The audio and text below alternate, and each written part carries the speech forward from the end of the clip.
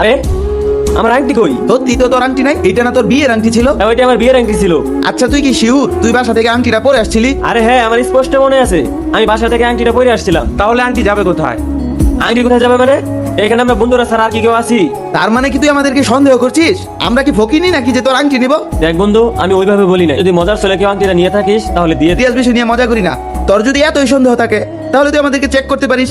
Check করাটাই সবচেয়ে ভালো হবে, কারণ বন্ধুদের মাঝখানে এসব সন্দেহ রাখার কোনো দরকার নেই। আমি চেক করতেছি, আমার পকেটে কিচ্ছু নাই। এই তোরটা দেখি, তুই দাঁড়া। সবার কাছেই তো দেখলাম, কারো কাছেই নাই, একমাত্র তুই বাকি আছিস।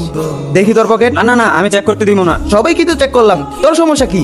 এমনি কোনো কারণ নাই, আমি চেক করতে দিব না। এখন তো বুঝতে পারছিস তোর আংটি কে নিছে। ওর মতো একটা ছোট লোক বন্ধু দাওয়াত দিয়া আমাদের এখানে সবাইকে অপমান করলি।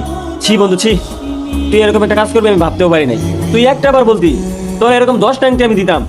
তুই নিজেও ছোট হলি, সবার সামনে আমাকেও ছোট করলি। আর একটা আংটি তো যা, এই আংটি নিয়ে তুই এখান থেকে চলে যা। তুই আমার চোখের সামনে আর কোনোদিন আসবি না। আচ্ছা, তোরা খা, আমার খাওয়ার মুড নাই। আমি বিল পেড করে চলে যাচ্ছি।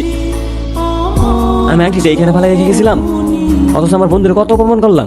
না, আমার তার কাছে যেতে হচ্ছে।